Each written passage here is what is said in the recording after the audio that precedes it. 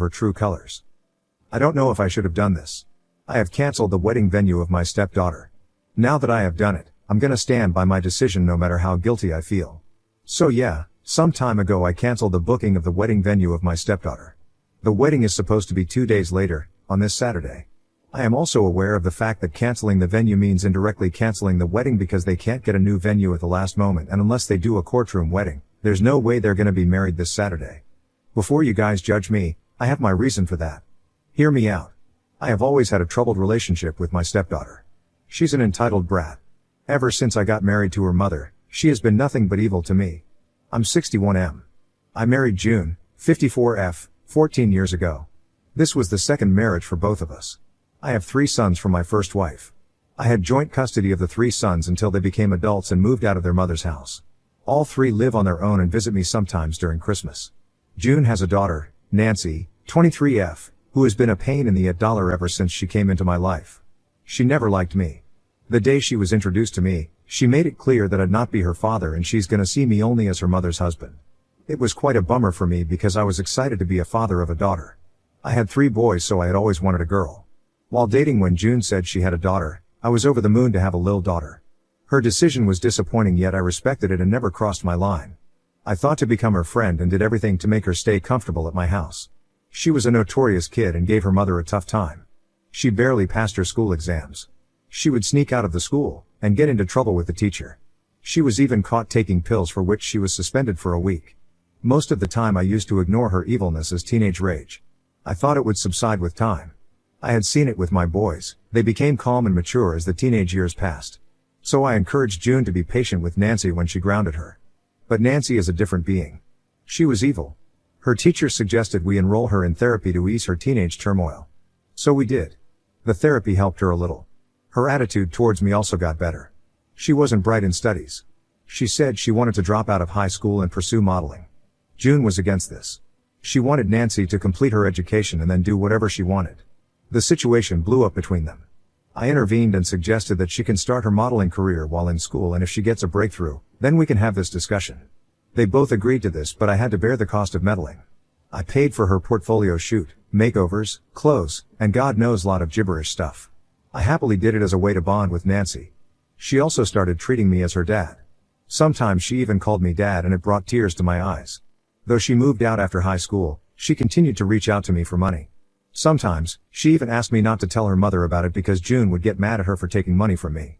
She used to give me a reason that she was not getting enough modeling assignments, and if she told her mother, she would ask her to quit. Nancy was confident that one day her career would fly, and as a supportive dad I stood by her. Eventually, she started reciprocating my feelings. Fast forward to 6 months ago, when she announced that her boyfriend had proposed to her and they were going to get married this spring. We were happy for her, but we cautioned her to think again because her career was still unstable. June is an independent woman and she wanted Nancy also to be financially independent before marrying, but as usual, Nancy didn't listen. She and her fiancé planned their wedding this month. Nancy wanted a perfect wedding for herself. One of my friends owns a beautiful farmhouse by the lakes. He rents his place for weddings. There was no way Nancy would have been able to afford the wedding there. He charged in bombs. It is not only about rent. It is also difficult to secure a booking of that place because it is so high in demand. So very cleverly she asked me if I could talk to my friend and rent the venue for her. The way she requested me, I could not say no. Nancy knows how to get away with her demands. She plans her move way ahead of time. For the last 1 year, she has been showering love on me. She posted a long heartfelt message on Father's Day and tagged me on several posts related to dad and father's love. I was over the moon. Little did I know that she was setting up a ground to take favors from me. So when she asked me to talk to my friend about booking his farmhouse, I didn't hesitate for a moment and said yes. It's kind of funny how easy it was for her to manipulate me. I called up my friend and asked him about it. He said it was difficult as this was wedding season. I called him for a drink and then explained the situation to him as to how important it was for me. I know I went too far to make myself likable. My friend called up his manager and confirmed the bookings for Nancy's wedding. He even gave me a hefty discount on the booking. Even with the discount, Nancy couldn't afford it, so I paid for it. When I told Nancy about the booking confirmation, she ran and hugged me. She cried like a baby and said she couldn't have got a better father. It was such a happy moment in my life. It feels so disheartening that all those were fake. Her true color came out in her pre-wedding dinner. Unlike our times, when pre-wedding dinner was just between 2 families, these days it's like a small wedding. They called it to be a ring ceremony where they exchanged rings and announced their wedding date. The ceremony was followed by a dinner. It was all fun and laughter until I saw someone and my face turned pale. It was June's ex-husband. June and I exchanged looks and she was equally petrified to find him at the party. Nancy was too busy to be questioned at that time, so we let it slide. It is not like June and I have a problem with Nancy having contact with her bio dad. The thing is, her bio dad is an abuser. He's an alcoholic and a loser. He was leeching on June's income while mentally abusing her. When the mental abuse turned into physical, June left him for her own good. Since then he has been a ghost to June and Nancy. If he had the slightest feeling for his daughter, he would have called her or tried to meet her, but he never checked on his daughter. So seeing him suddenly at the party was a shock for both of us. He was still a loser. One could say it with the way he was gulping free wine sitting in the dark corner of the hall. I didn't have a good feeling about his presence, but we tried to brush it off, thinking Nancy would have called him just for formality. After the ring ceremony, she raised a toast to the man she loved the most. She described him to be the one who always had her back, loved her unconditionally, and is the most important person in her life. I was stupid to think it was about me. I sat there blushing like a clown. I hate myself for being so delusional. I made castle in the air, imagining she would call me onto the stage and tell everyone that the toast was about me. We'll hug each other and cry and express our love for each other. All my daydreaming shattered when she called her loser bio dad. She hugged him and cried and thanked him for loving her without any motive. I felt it was an indirect jab at me. Her dad grinned at me as if he read my delusional mind. June was also very upset with Nancy. After that moment, we both remained at our table, holding each other's hand for the rest of the night. Nancy knew she fucked up, or maybe she did it intentionally, because she never came to our table and spent the rest of the evening with her fiancé, friends, and her dad. June wanted to confront her right after the party, but Nancy was happy with the night's festivities, so we decided to discuss this later. Earlier, Nancy was living with her fiancé, but 1 month before the wedding, she moved in with us as a ritual to remain distant from her fiancé. She would move back with him after the wedding. 2 days later, which was a week ago, Nancy came home after her engagement night's hangover subsided. June couldn't hold herself. She asked Nancy what made her call her dad to the function. Nancy behaved as if June had said something offensive. She blew up. She said he was her dad and she didn't need anyone's approval to invite her dad. June got angry at her answer and reminded how her dad was an abuser and abandoned her after the divorce. June asked her how she got in touch with her dad. Nancy started yelling at June and said it was all June's fault that she couldn't have her father in her life. Nancy also accused June of manipulating her against her father. Nancy said her dad reached out on Facebook and insisted on meeting her. In Nancy's words, "He cried like a baby and told me the truth about you and him, me. He told me how you gaslighted the situation at home when he caught you cheating on him. You blocked him from meeting me and fed me lies that he didn't come to see me. I hate myself for being resentful of my poor dad. You left him because he was poor. It was because of the pain you gave to him he turned alcoholic." It seemed that Nancy was directly pasting the words her father had told her. What a liar he is. I don't interfere in their discussion, but Nancy was turning mean towards June and was hurting her with her cruel words. So, I calmly asked Nancy where this was coming from. She gave me a deadly look as if I asked something very terrible. She said, "My dad is the only one who cares for me and loves me unconditionally, unlike you who just pretends to love me. You are pretentious. You only pretend to care for me to impress mom. My dad doesn't need to impress anyone." June got so mad at her for talking to me like this. June said, "Enough of overhyping your loser dad. He's nothing but a piece of crap who abused me mentally and physically. He doesn't love you." Nancy was not ready to accept that her dad was abusive. God knows what lies he has fed her that she started hating us overnight. The argument between June and Nancy got so ugly that June said she wouldn't attend Nancy's wedding. I tried to calm them down, but Nancy charged at me and said I should stop pretending and shouldn't overstep my boundaries. She said she's fine if June and I didn't want to attend her wedding because she didn't need us either, and that her dad is just enough for her, as he was going to walk her down the aisle. I was so disappointed at this that I couldn't keep myself composed. I said, "Really, Nancy? You're gonna take this away from me just because of this argument?" She laughed at my face and said, "Did you really think you would be walking beside me on my wedding day? Delusional you. Remember when Moan introduced you for the first time, I told you not to become my father. Did you forget that?" I was aghast at her changing colors. I could have reminded her of all the favors I have done for her. I had her back all the time, even when her mom gave up on her. In return, I'm getting this.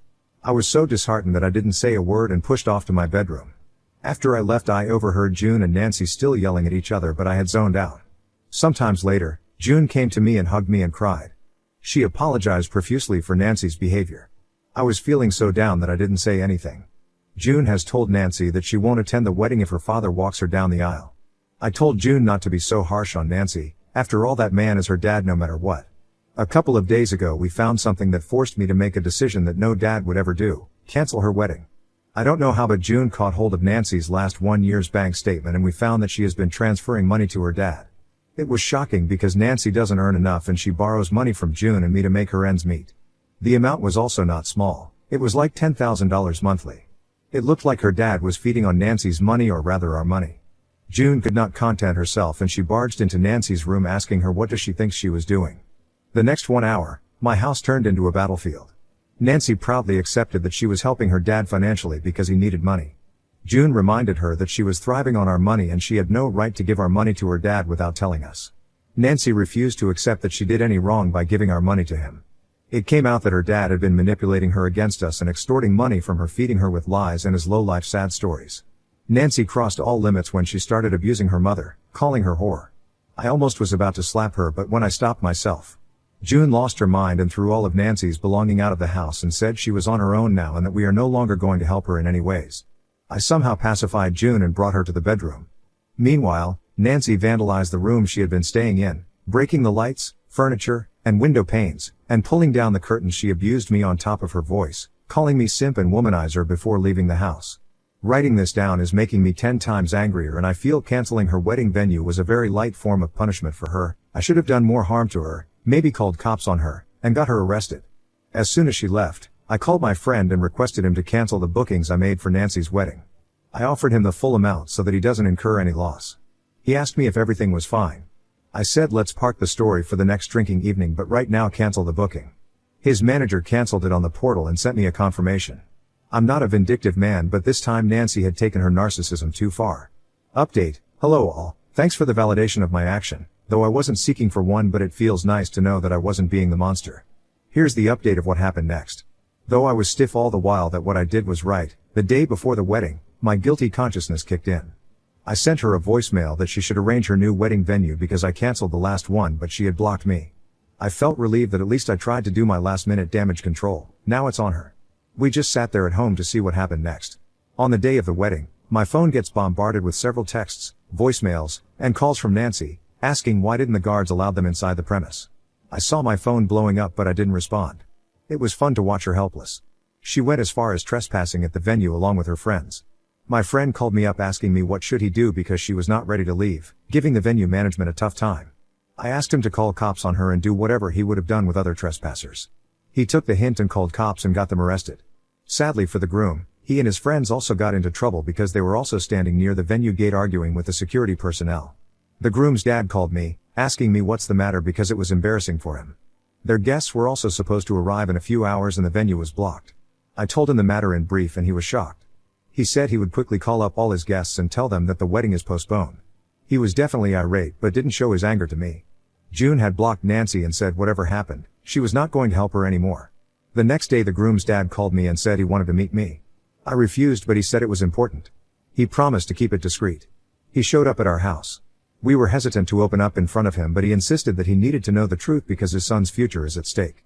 He was shocked to know the truth about Nancy and her dad because they have been fed with a different version of the story. Nancy has told her fiancé and his family that I was an evil stepdad and didn't let her meet her father, who was a golden man, and that June has cheated on him to marry me. P.S. June and I met 3 years after her divorce. He told us that the cops had arrested all of them, including Nancy's dad. According to the cops, he was the most notorious one, encouraging everyone to climb the wall and get inside the venue. The cops also revealed that Nancy's dad had been registered with other petty cases in the past. This got him suspicious about Nancy's stories and he came to us to know the truth. He said that he understood that no one would go to such lengths to cancel their daughter's wedding unless it's something extreme. I asked him if Nancy got married in a court or what's their next move. He said they are planning a small wedding next month because they have exhausted a lot of money this time and didn't get a refund from caterers and decorators. He also gave a hint that there might not be any wedding because he's going to tell Nancy's truth to his son. He suspected that Nancy might be poaching his son's money to help her dad, now that we have curled up our hands. 2 days ago, we got a call on our house phone and a man was yelling at June for ripping him off the free money. He was June's ex-husband. He was laughing like a maniac. He said it took him just one meeting and some tears to manipulate Nancy against us, and since then he had been living on our money. Nancy was sending him money for his monthly expenditures. What a loser. He said now that we have cut off ties with Nancy, she's no longer helping him with the money, so he's gonna disappear again. He's still that alcoholic loser he had been years ago. We have no update about Nancy yet. June and I have blocked her number and she doesn't have a face to show up at our house after what she had done to us. Now, I don't feel guilty about canceling the venue. I feel proud of my decision.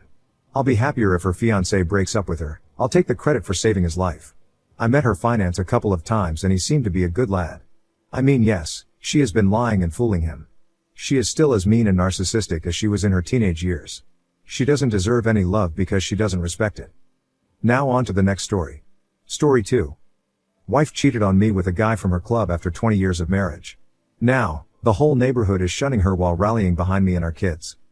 My wife, 48, and I, 49, have been together for nearly 20 years, married for 19 of them. We have a total of 4 kids, 2 girls ages 18, 16, and 2 boys, 15 and 12. This year will be our 20th anniversary, though it's safe to say that I am not in the mood for celebrating that event. I'll never be celebrating it at all. The cheating never should have come as a surprise because my wife had been threatening to leave for a few years now. I'd take it in stride, let her say what she wanted, and then things would go back to normal for a while. This started way after our kids were born, so for the sake of the kids, I just put up with it. My wife has always enjoyed spending time with her friends. At least once a week, she would go out drinking with them and come home late. I always enjoyed spending time with my kids and being at home with them anyway, so it didn't matter to me. Once upon a time, my wife used to like it, back when the kids were smaller, but at some point that changed. Again, it didn't matter to me because I loved being at home with them. It was this year that my wife started going out multiple times a week rather than just once. I didn't think much of it at first. All I thought was that since the kids were getting a lot older now, she just had even less interest in staying home with them. There were 4 of them, but I tried my best to be enough for them. Sometimes it worked, sometimes it didn't. One day I was contacted by a family member of my wife who confessed to me that my wife had been cheating on me for more than a year with a guy named Greg. They met at one of the clubs my wife frequented with her friends, though they have told me since that they had no idea it was happening. My wife was doing a great job of being secretive that not even her closest friends were able to figure it out. She hadn't confessed to this family member. Rather, they had spotted them kissing in a McDonald's parking lot. Classy, I know. We might have not been very close, but she felt like it was important to confess the truth to me. When she got home from going out with her friends that night, I confronted her with what her family member said. At first, there was the typical denial from her. Then when it became clear that I wasn't going to buy it, because this family member had no reason to lie to me, her demeanor changed to one of anger. "What did you expect?" she shouted. "You never interested me and only paid attention to the kids." I admit that after a while of my wife being constantly hot and cold, I gave up and stopped trying. But, what else would you expect? One could only be burned for so long before they stopped wanting to get hurt by the fire. For a few days after that, we didn't speak until I finally decided that I couldn't go through the motions anymore. Even for the sake of my kids. It wasn't very healthy for them anyway, something I realize now with therapy. So, I told her I was officially filing for divorce. At first, she seemed thrilled that she was going to be free of everything. She could be free to continue with her relationship with this guy Greg, who I knew nothing about and didn't want to learn about either. It's what she probably wanted for years now. Why she didn't just bring it up to me rather than string me along was beyond me. Friends and family seemed shocked by the news. I didn't say much about the situation, telling them nothing more than she stepped out of the marriage and I was seeking a divorce. Any questions they had they could send my wife's way. Let her deal with them. It's been a couple of months since D-Day and I'm not going to lie, it was difficult to get to a point where I was no longer struggling every day. Slowly I started to climb out of my shell. I've lost 30 pounds and gotten back into working out. My kids also seem happier. That was probably the best thing to see. I should have realized how the tense environment between me and their mother was making them feel. All 4 of them didn't say as much, but it seemed like a weight off their shoulders. They had chosen to live and spend much of their time with me. My wife was fine with this in the beginning.